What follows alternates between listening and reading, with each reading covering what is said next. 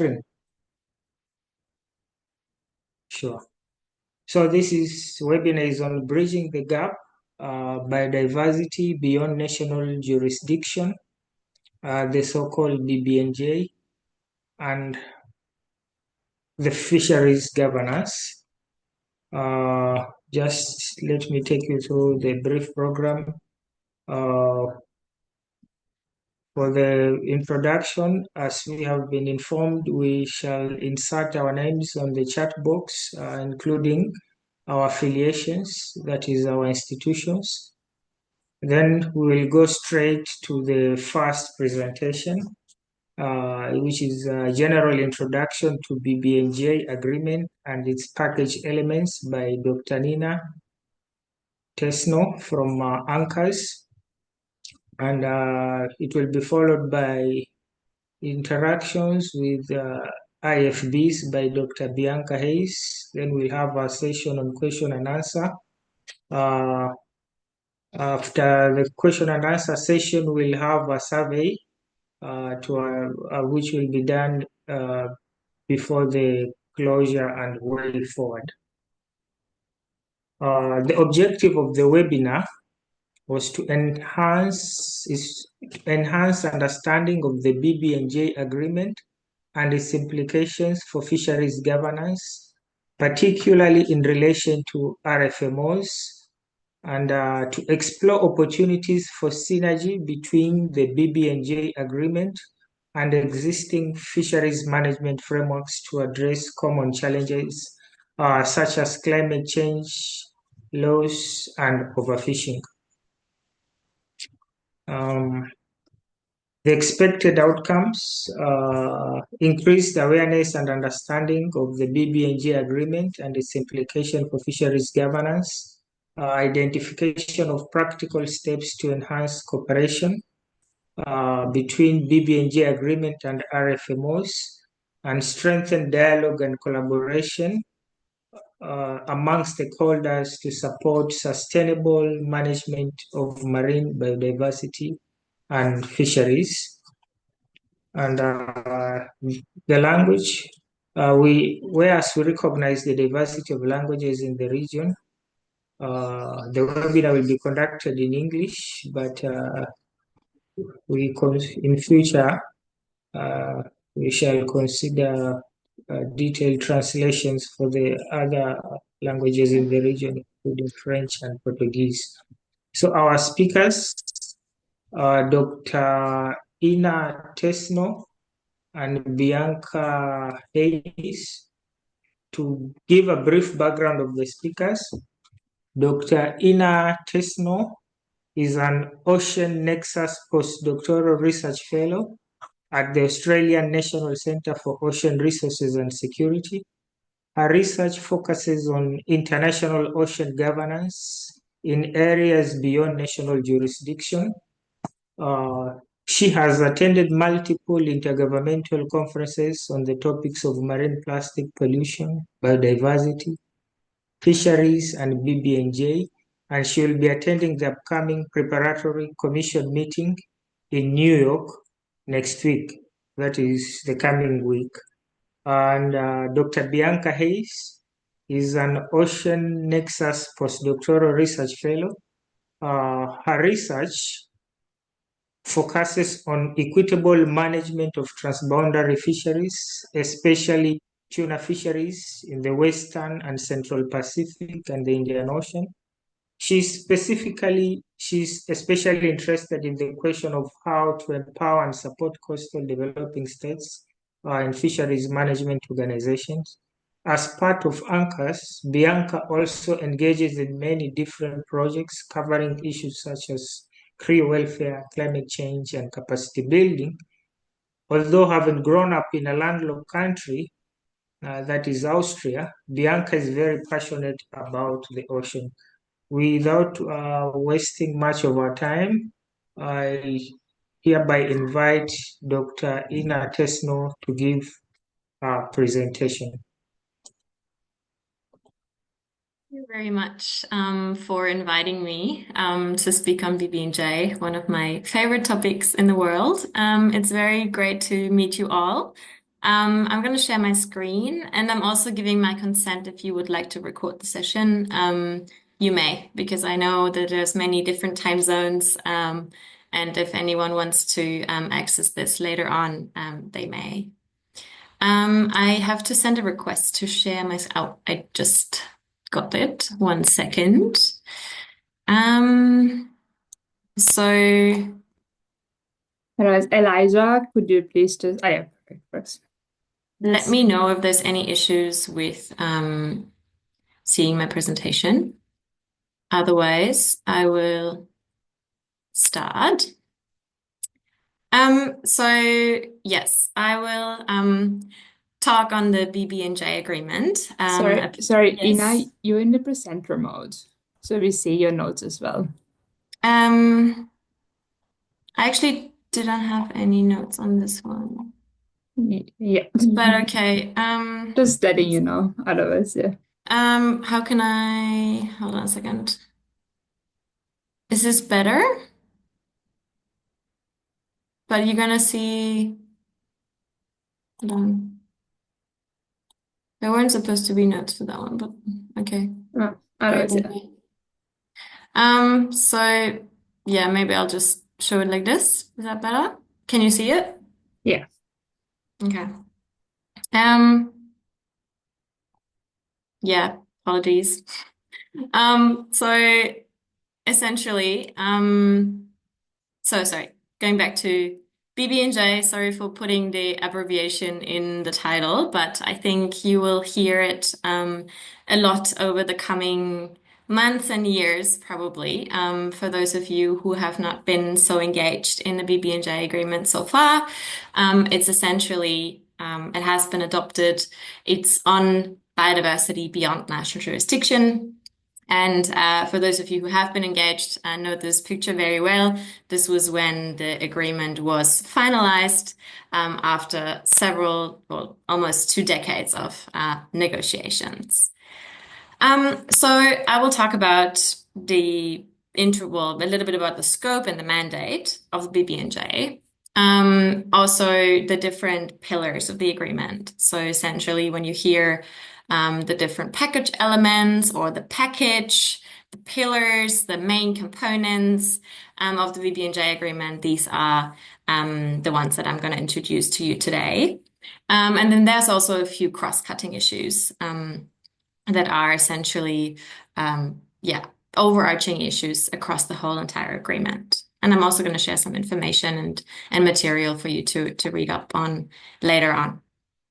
So, many of you have probably seen this picture. The dark blue spaces are the areas beyond national jurisdiction, which this agreement is looking at. So essentially, the BBNJ stands for Biological Diversity of Areas Beyond National Jurisdiction. So really, this agreement seeks to conserve and sustainably use biodiversity of areas beyond national jurisdiction.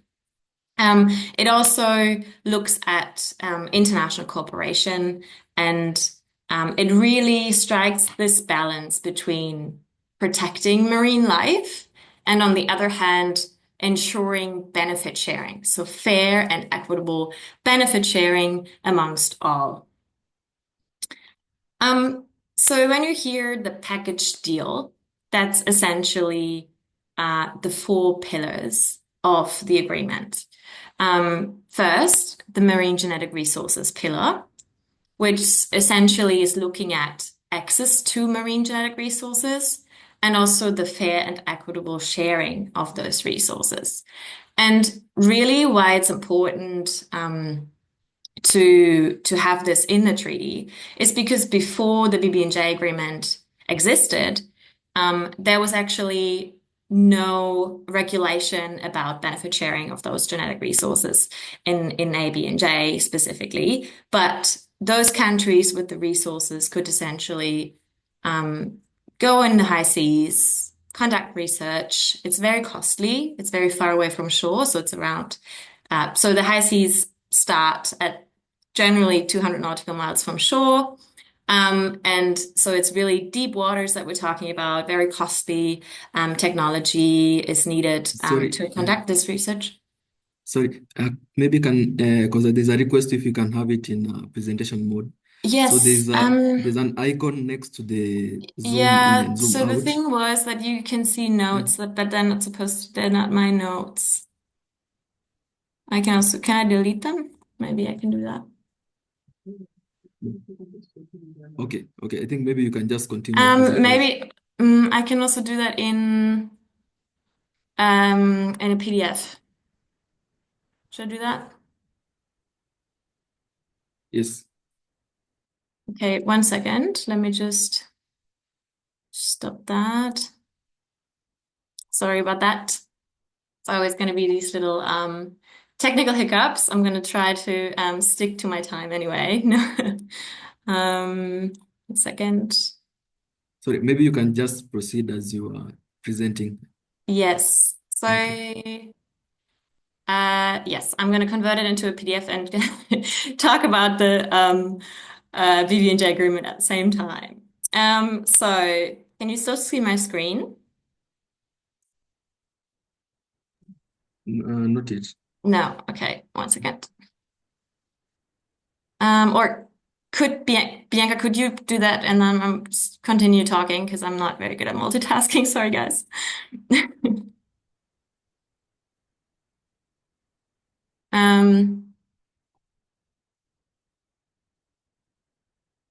So essentially, I'm just gonna, for now, share it like this, and then once we have the PDF, I'm gonna share the PDF. Does that work? Oh, Bianca is already quicker. Perfect. Yes. Thanks.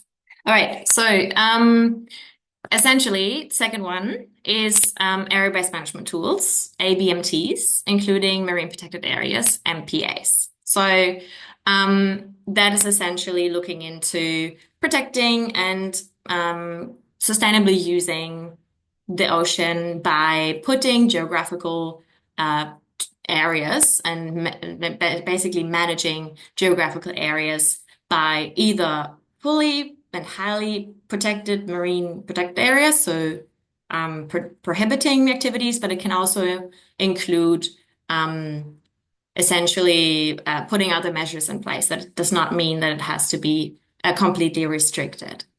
Environmental impact assessments are the third pillar. So essentially making sure that before a new activity is taking place in areas beyond national jurisdiction, potentially harmful impacts are assessed. And then lastly, capacity building and the transfer of marine technology is a very important pillar to actually making sure that the agreement is implemented, because it essentially also provides the necessary resources and capacity to those states that do not have that capacity at the moment, and also strengthen ocean science and marine technology transfer for those that would like to conduct the research and do not currently have the capacities to do so. And as I mentioned, there are also some cross-cutting issues that essentially regard all the different pillars of the agreement. And those are institutional arrangements. So there will be some institutions that are going to be established under this new agreement. So a scientific and technical body will provide scientific advice for the implementation of the agreement. There's going to be a secretariat and a clearinghouse mechanism. A clearinghouse mechanism is essentially to store and share data for all the different pillars, so across the different pillars. And it's really important for transparency and for monitoring and inclusiveness. And there's also going to be financial resources and a financial mechanism needed for implementation of the agreement. An implementation compliance committee is also envisaged. So essentially for facilitation of implementation and compliance, as well as a dispute settlement. Next slide, please. So in the first pillar, I'm going to go a little bit deeper into what that means.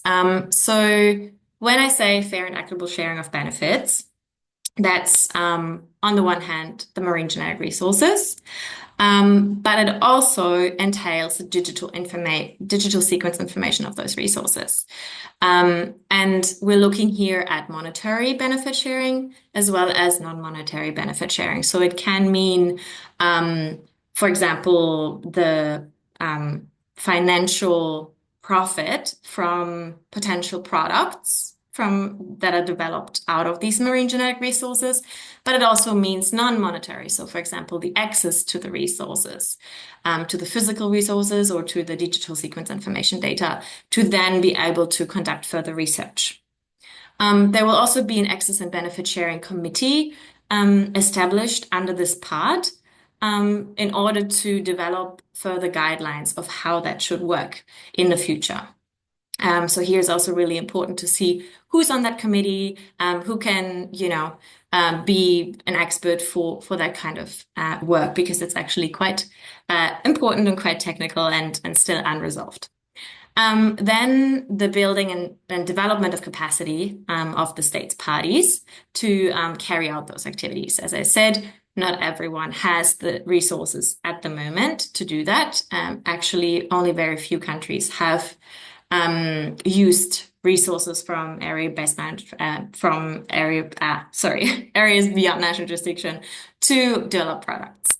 So this is actually also going to help and assist parties to do that in the future. And then generally, knowledge generation and just creating a scientific understanding of that situation, and also the transfer of marine technology. And there's really two components that are interesting to look at, because that's something that's really different. As I mentioned, this is the first time that before the collection is taking place, there has to be notification, right? So no longer can countries go out and collect these resources in the high seas without notifying anyone. But before they go, there's a whole list of things that they need to provide in order to, before they go out and collect these resources. So, for example, the purpose of the collection, the methods of the research, which research institute, the person in charge, etc. So, and that's essentially when you hear a standardized batch identifier, that's essentially the ID of that collection. So before they go and collect the resource, these things will need to be notified to the clearinghouse mechanism. And then there's also another notification step afterwards. So after they collected the resource, there needs to be basically a notification of where it is deposited, so where is the information now, and also what happened with it. So was it utilized, in what way? Was there maybe a product that was developed out of it? So these things like publications, patents, and products. So essentially, that is all that information that's going to be very transparent, and that's a really new thing that this BBNJ agreement is providing. Next slide, please.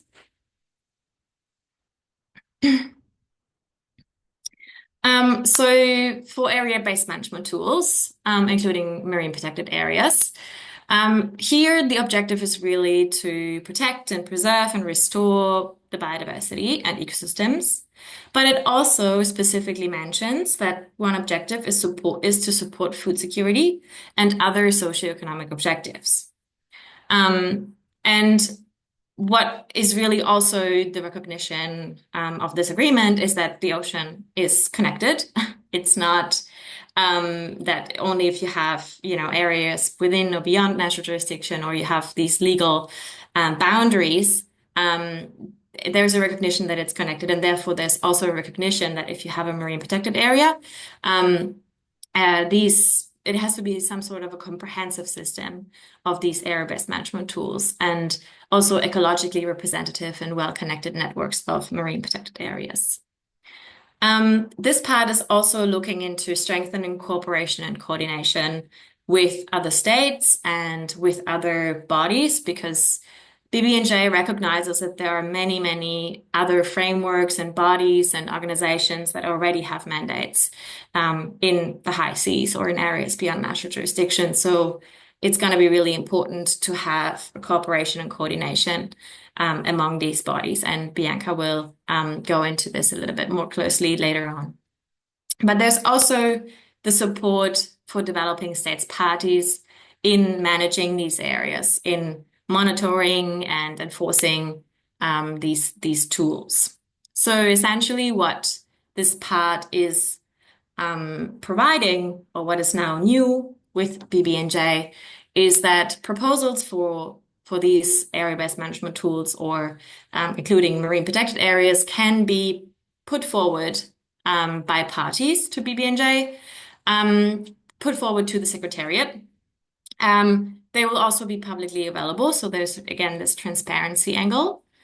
And consultations will need to take place that are inclusive consultations. So BBNJ is putting a big emphasis on including many different stakeholders to make sure that everyone is on board when these proposals are being developed.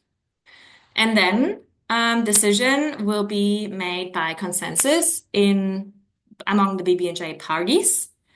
In the case that consensus will not be possible, it will be a 3/4 majority vote that decides on the establishment of this area-based management tool or marine protected area. And there's also a clause on emergency measures, which is a similar process for an area-based management tool in the case of an emergency. Next slide, please. So for environmental impact assessments, as I said, the states are obliged to conduct environmental impact assessments if, and I will read this because that's actually the official threshold, if the activity may cause substantial pollution of or significant and harmful changes to the marine environment. If that condition is the situation, then an environmental impact assessment is needed. So essentially, the agreement therefore ensures that, if there's activities that are proposed in areas beyond national jurisdiction, that they're conducted in a way that they prevent, mitigate, and manage significant adverse impacts on the marine environment. And also, it considers cumulative impacts, as well as impacts in areas within national jurisdiction. So even though it's an agreement of areas beyond national jurisdiction, and I showed you the map about the dark blue spaces being, very far away from shore, it still ensures that a state party cannot go out in the high seas and conduct an activity that will have a harmful effect on the waters of a coastal state. And there's also a very interesting, and obviously also it's going to strengthen the capacity of parties to conduct these environmental impact assessments. So essentially the scientific and technical body can also be consulted for these environmental impact assessments because it's a state-based process. So the party that is proposing the activity will need to do that environmental impact assessment. And if you are a developing state party that may not have the resources, this agreement will also provide resources for that. So there's one other clause that Bianca may also touch on later on, so that parties, BBNJ parties, shall promote the use of environmental impact assessments and also the standards or guidelines in other IFBs. When I say IFBs, or when you will hear people talking about IFBs, it essentially means other relevant bodies. So it could be an RFMO, it could be the International Maritime Organization or International Seabed Authority, any other body or institution that is in areas beyond national jurisdiction. If those bodies already have environmental impact assessments in place that are equivalent to those of BBNJ, then there's no need for another environmental impact assessment. So they're trying to also avoid duplication. And as I said, there's also a lot of transparency and inclusivity in the BBNJ agreement. So monitoring and review is also an important part where, reports have to be published, and also there needs to be public notification and consultation process throughout the whole EAA process. Next slide, please.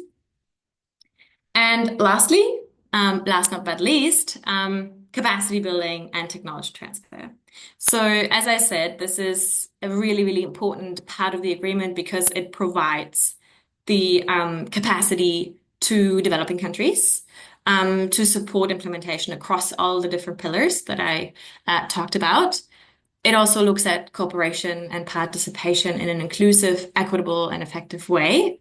And yeah, knowledge sharing will be supported, but also very different resources that may be needed can be provided through the BBNJ agreement. So, and the BBNJ agreement, if you look at it, it actually also already mentions a lot of different types of capacity building that are possible. So it could be data sharing, but it could also be training opportunities, could be equipment, it could be technology. There's many different ways how capacity can be strengthened and different types of capacity that will be needed. And there's also another committee that will be established, the Capacity Building and Transfer of Marine Technology Committee, that will look into these things more closely. And that's it for me. We also have a podcast, if I may already introduce you to that, where we follow different negotiations and also the BBNJ negotiations as they go along. So if you're interested, have a look at the different e-resources or the agreement, or also the UN Douala's website has official documents of what's going on at the moment. Thanks, everyone. Thank you, Dr. Ina. Advised we take both presentations because of the similarity. Then we'll have a Q&A session after Bianca's presentation. Bianca, the floor is yours. Thank you so much, Elijah. So everyone can see my slides? Okay, perfect.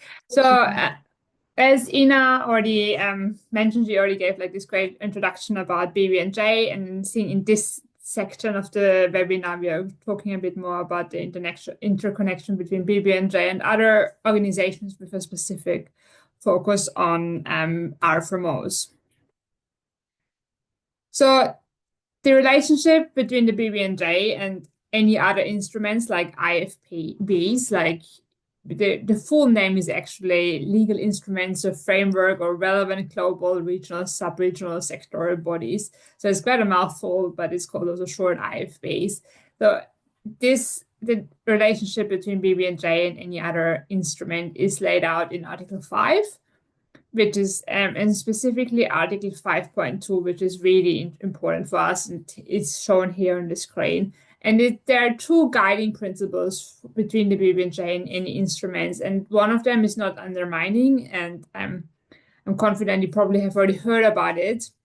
But the second, and I think equally or not even more important, one is about promoting coherence and coordination. So even though you have heard a lot about undermining in the literature, I think the cooperation and coordination part is really important, and especially when it comes to the relationship between BBNJ and RFMOs or any other body.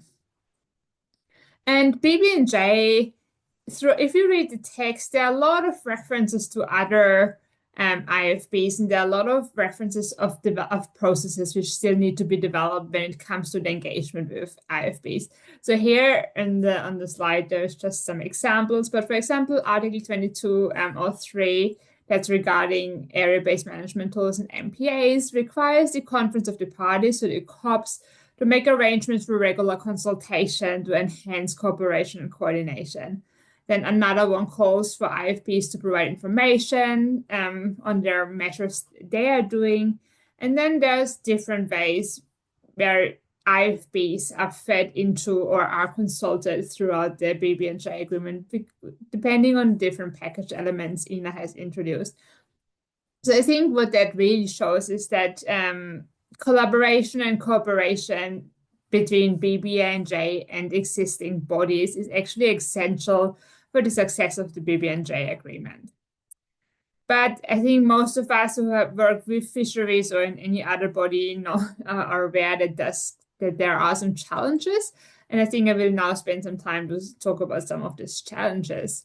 So there are some fears or that there might be some mandate creep, even though BBNJ has a clearly mandate, it actually does overlap a bit. So the objective of both RFMOs and BBNJ is sustainable use. So there is some fear that there might be some ways forward where BBNJ will take over and undermine RFMOs.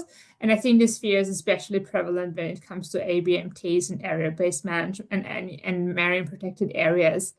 So, but I think it doesn't necessarily have to be that way, because there are different ways how governance can work. So there's ways where several bodies can do similar work, and that all it does is actually increase the resilience of ocean governance. If there are several bodies working on protecting biodiversity, that's, I think, not a bad thing. In the opposite, it can actually enhance the protection and it can strengthen the resilience. So even though it is often displayed as a negative thing, it can have some benefits. But in the end, we still have to see how it works out. But this is just some of the fears stakeholders have expressed when it comes to the RFMOs. This is specifically RFMOs, in the RFMO and BBNJ interaction.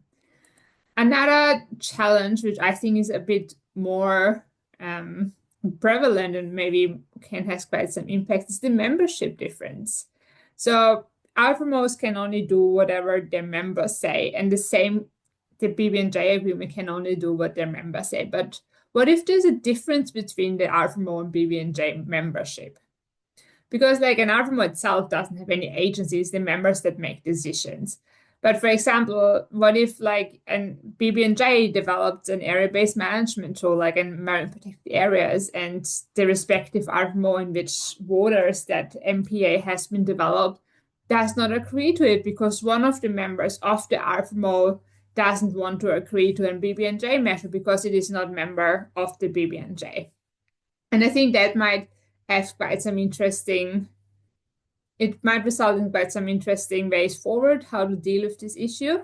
But I think in the end, to make BBNJ the most effective, a broad number of countries have to ratify it. And ideally, all the members of an RFMO have ratified BBNJ. And as Ina mentioned, there are several provisions within the RFMO which within the BBNJ agreement, where the members of the BBNJ agreement have the duty to promote the BBNJ agreement's objectives within a respective IFB. So if then ABMT has been established by BBNJ, it would then be the duty of that member to promote that, or at least present the idea in an RFMO meeting. However, we have yet to see how that might work out, especially for example, when we look at the Indian Ocean, in the IOTC, members can go ahead. For example, if a proposal on ABMT has been proposed, it can be adopted by voting, but then members who don't want to be bound by it can object, as we have mentioned in one of the previous webinars regarding the decision-making approach in the IOTC. Another challenge, and I think that's actually the most important one which needs to be addressed, is operational challenges. I don't know who of you have been to an RFMO meeting, but time is tight. Agendas are packed. So we are heading off to the IOTC meeting, which has started now, and the Commission meets next week. And there are 26 proposals tabled. So there's a lot of time limitations to actually add something else. So plus an RFMO, the IOTC has been established in 1995. it is quite set in its ways. So to now make those changes, it's really important that RFMOs or all the different RFMOs work closely with the BBNJ to really find ways they can collaborate and cooperate the best without adding any additional burdens to the Secretariat or the respective members. So kind of finding a way that neatly fits into the existing fits into the existing management approach. But while we focus on the challenges, there are some benefits, and I think that's really important to remember because BBNJ agreement does emphasis on the need to collaborate and cooperate, and I think that a lot of benefits can be gained from that agreement.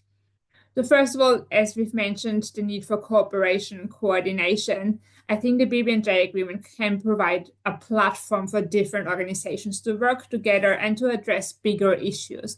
So by climate change, for example, IOTC and RFMO can only do so much on climate change, but it has then to work with other organizations to really successfully address these cross-cutting big issues.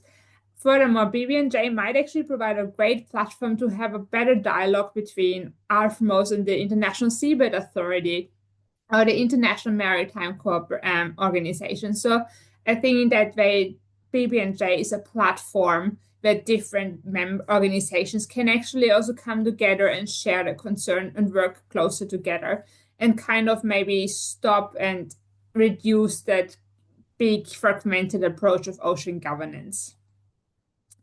Then there are still fisheries management gaps, even though like all the different ocean areas have been covered by tuna regional fisheries management organizations, so RFMOs, there are still gaps when it comes to the management of straddling stocks. So here on the slide, you see a map produced by Global Fishing Watch or like a paper which has then been published on squid fisheries, and all the orange spots here indicate where no general RFMO exists, where you could fish and it would fall under the unregulated fishing component.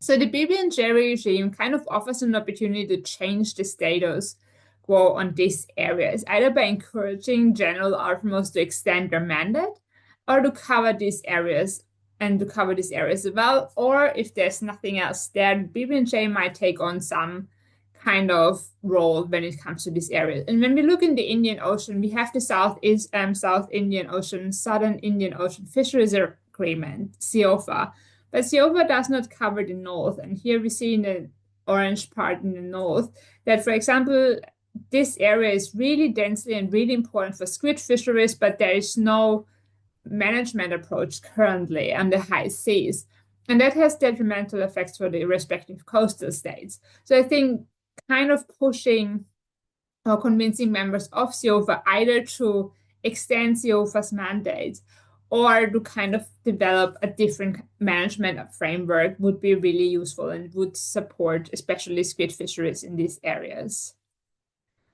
And then another aspect is like BBNJ will hopefully lead to enhanced knowledge. RFMOs data collection is often a sore point, is a lot of capacity needed. And when it comes to fisheries, we kind of struggle to get the data we need to do stock assessments and everything. But BBNJ requires parties who would like to do an MPA to do much more data, to collect more data, to do scientific information. And that information, everything which will be collected, will be shared among all the members through the clearinghouse mechanism, where every information will be publicly available for all the members and can be accessed. So I think that where there might be much more information available, which then indirectly can support RFMOs. Because even though like we are kind of focusing so much on fisheries data, and I think that's where all the capacity goes, that there's not a lot of effort, a lot of capacity left to do any kind of other data collection, but it will be beneficial for establishing management measures when it comes to bycatch species and all those kind of things. So I think there might be quite some benefits when it comes to enhanced knowledge and what we can learn. And then definitely capacity support. That's one of the pillars of the BBNJ agreement, capacity and the transfer of technology. And I think that can be indirectly help all the members of RFMOs as well, Because if you increase the capacity in a respective country, it will trickle down and it can be implemented and transferred into skills which are of use for RFMOs and like can be used by those respective countries then respectively in their RFMOs. So it might actually help to benefit the members. But we can be focused, so in the last few slides I focused on like how BBNJ can support RFMOs and what are the challenges, but it's a two-way street. So like RFMOs, BBNJ can learn so much from RFMOs. Like the IOTC has been in place since 1995. That's a long time, a lot of lessons learned, a lot of mistakes made, and then we learned lessons from it. So we can just help, RFMOs can help BBNJ to not make the same lessons and to really see, and BBNJ can use the experience of RFMOs in a lot of different areas like monitoring, control, and surveillance, where there's decade of experience available.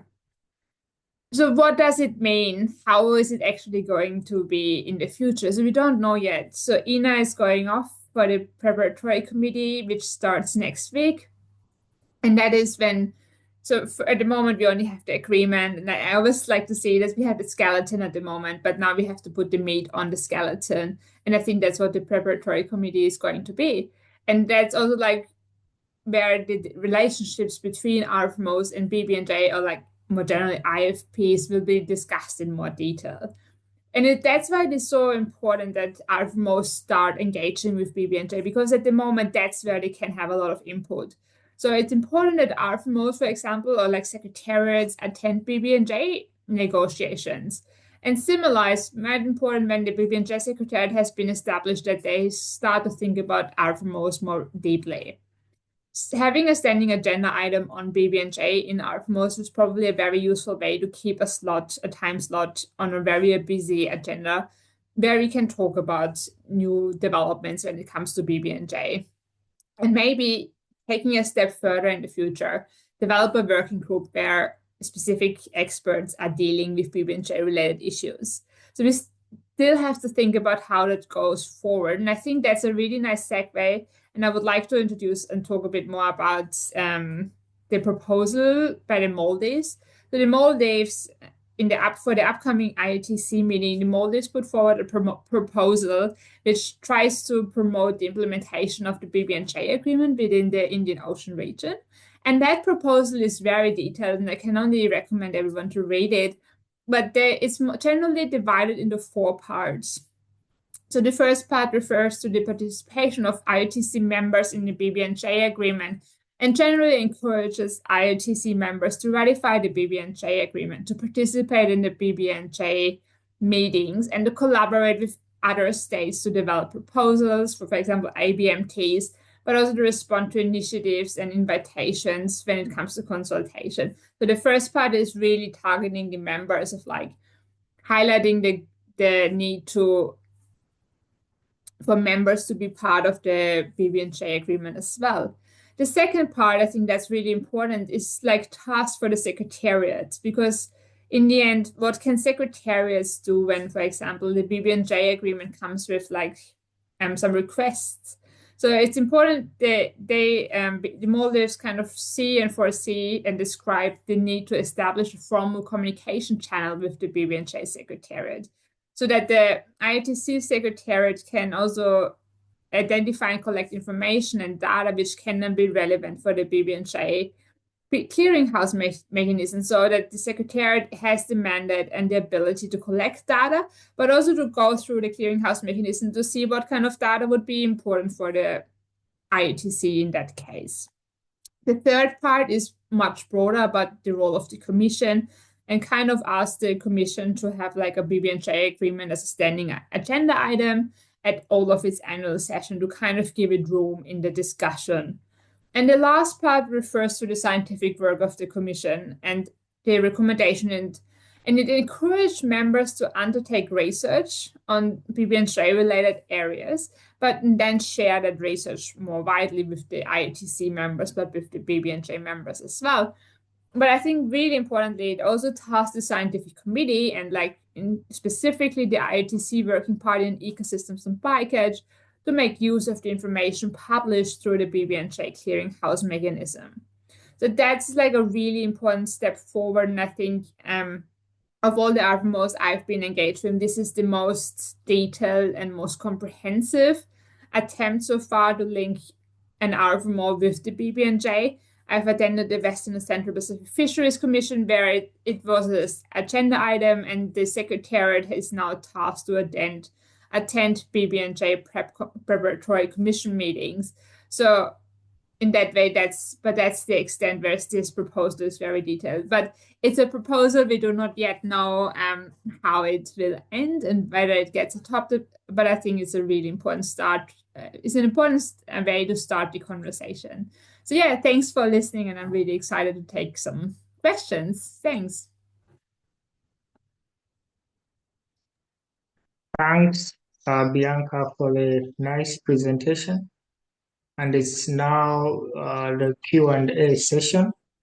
And I kindly request, if you have a question, you use the classroom setup. You just raise your hand. But I will first go through the questions on the chat box in case we have. On the chat box, we have a question from Sibongile.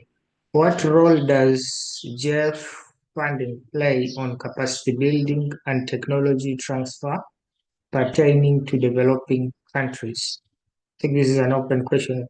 Any of you can respond. I don't know who it was addressed to.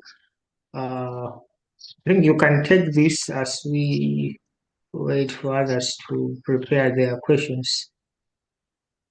Yes, I'm happy to respond to that. Thank you for the question. The Global Environmental Facility is actually a very important funding mechanism, and it's also going to play a role with the BBNJ agreement. There is one of the papers that the co-chairs put forward to be discussed at next week actually, is also on that. So discussions are ongoing, but I would assume that yes, that will be a very important part, not the only one, because there's also going to be other ways, but that's definitely in the discussion. I don't know if Bianca wants to add. And I just would like to add that the GEF already plays an important role now. So countries can access GEF funding for getting BBNJ ready for national needs assessment. So they're different. So if your countries can access their respective GEF focal points and then put forward an application for GEF funding for workshops and all kind of stuff, even to just get ready for BBNJ. Thanks. Okay, I can see Sibongile still has maybe a clarification she wants to make, or it's an additional question. Kindly go ahead. It's a follow-up. Thank you, Ina and Bianca. So is it only countries that have signed that can make use of the GEF funding, or any? No, at the moment, everyone can. I think you have to have signed, although I'm not 100% sure, but you don't yet need to have ratified.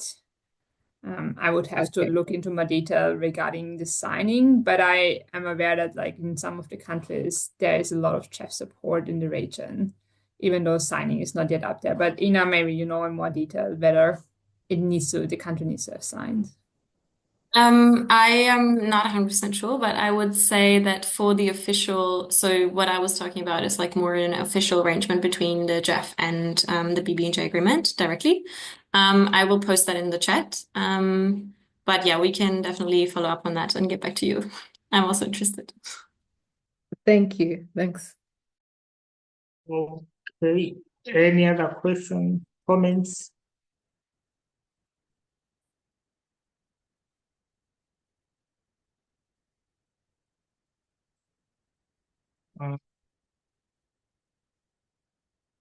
Let me see. No other questions.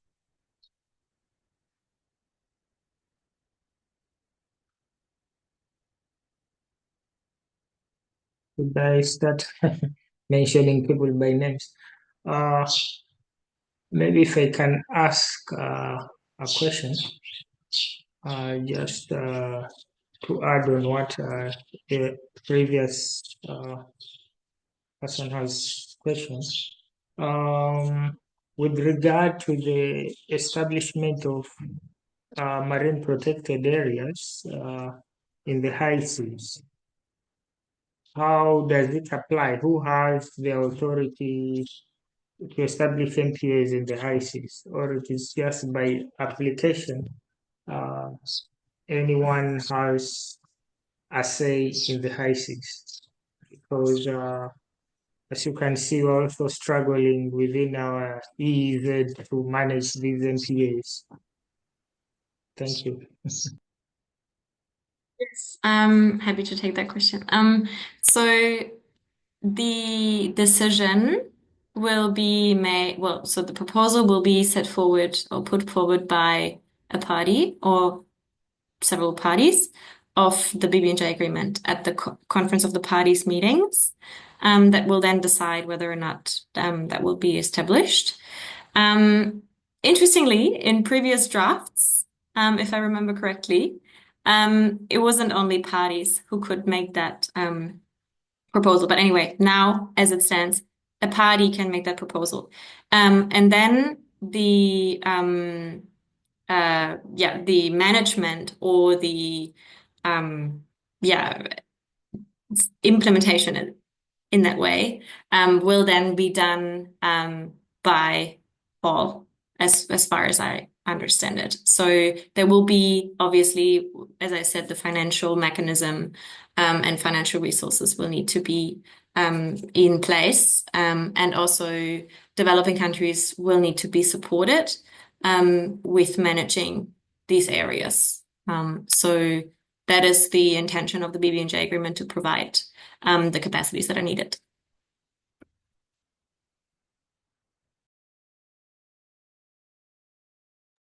Thank you for the response. Let me see if there is any other.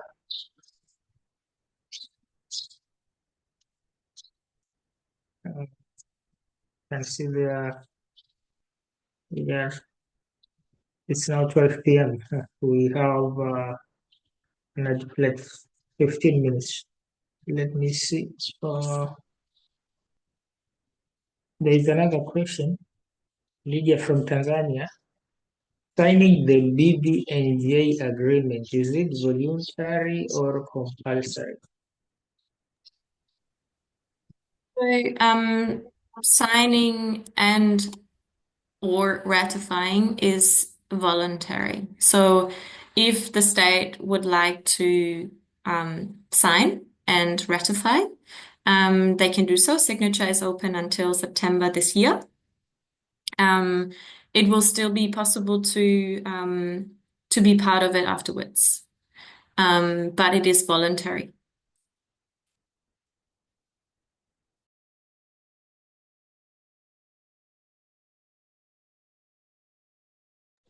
There is a comment from Florence to say, I concur with the comment on polycentric governance, as it will enhance governance. And anyway, there is always some element of autonomy. The way to ensure seamless iteration is to allow for quarterly engagements.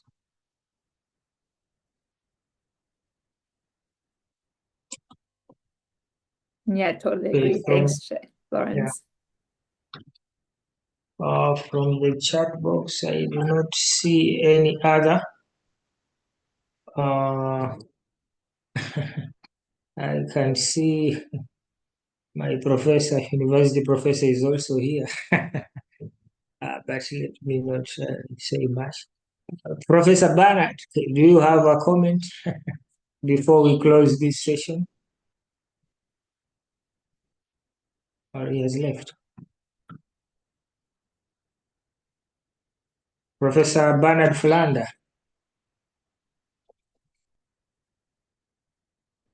Oh, he's not here. So any other comment before I hand over this session to Devon to do the closing and the evaluation. So it seems there is no other question or comment. Then I hand over this floor to Devon. Yes, Mr. Elijah, I have a question. Oh, okay, Mr. Ibrahim, welcome. So my question is about the Comoros Islands. How we're talking about an agreement. So how we can make some agreement whereas the Comoros Islands has a red sky on the higher sea? And what is the solution about Comoros between European Union and about the red sky?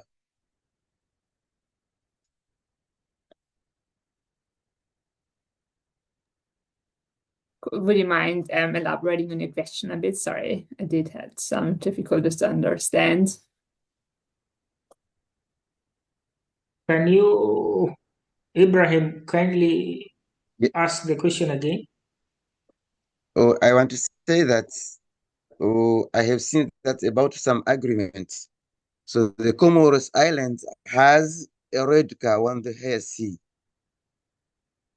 So what is the solution about Comoros, whereas they didn't make some agreement following the red car on the European Union? What is the solution? Yeah, thanks so much for the question. I think like like the red card system is still like a fisheries problem, and it will be like between Comoros Islands and the European Union. BBNJ doesn't really go into detail when it comes to fisheries. It just, as Ina mentioned, it is more about the four package elements, so it doesn't really address fisheries problems. So I think it will still continue to be a bilateral aspect and problem between Comoros Islands and the European Union. I hope that responded to that question.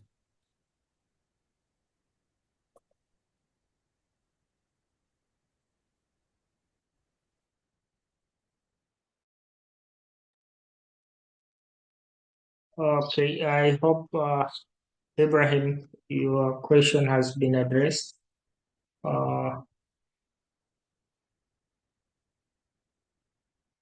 Okay, allow me to hand over this session to Livon for evaluation.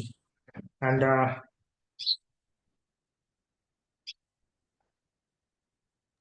Yes, the so closing remarks.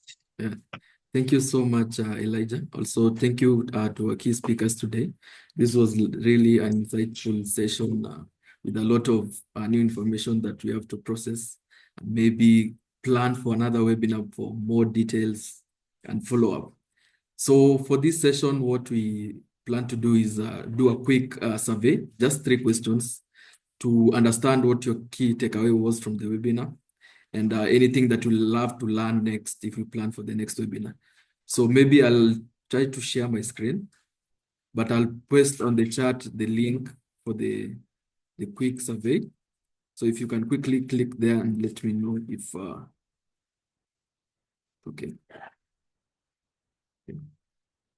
It's okay. So let me quickly share my screen.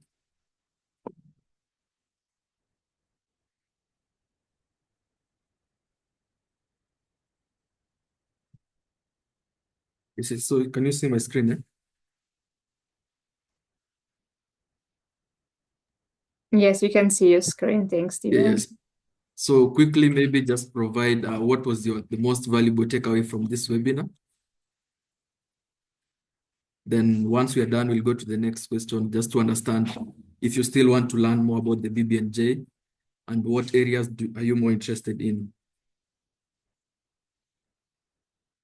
Where do we put the responses, Diva? There's a link on the chat. I don't know if you're able to I type. clicked on the. You go. Okay. It will take you directly to this question. They'll ask you for only 3 responses. Let me know if anyone is having any challenges.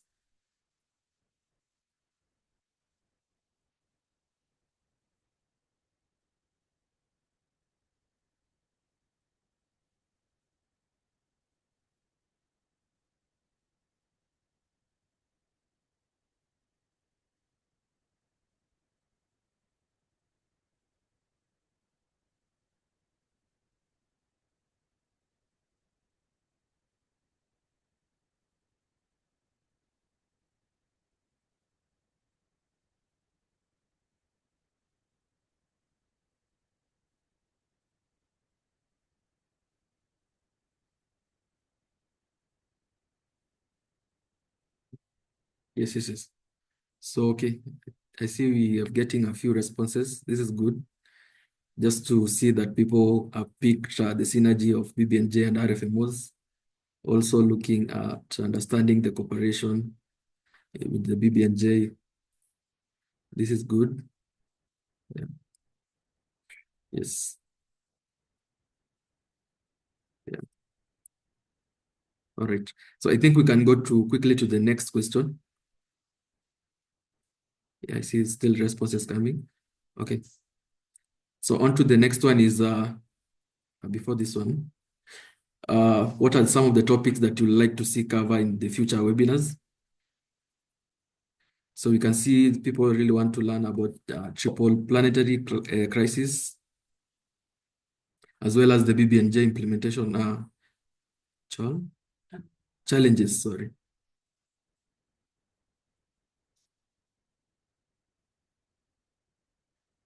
Just share anything you'll also like to learn in the future webinars in relation to either BBNJ, or if you have any interest topic that you'll love to learn. Okay, BBNJ implementation in Africa.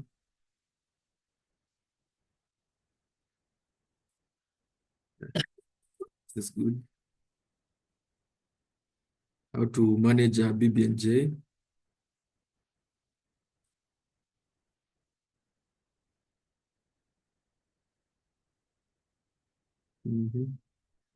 Maybe we can get like 2 more responses then. Yeah, the technical aspects.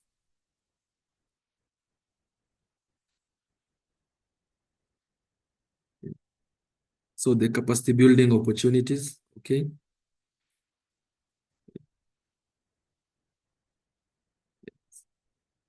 The UNFSA 1995, okay, this is good. I think from this we'll pick key topics just to share in our coming webinars. So maybe to the last question in terms of what will you like us to improve for our future webinars? Do you want maybe more time? Do you want it to be, is the time sufficient? Just to understand what we need to improve in our coming webinars.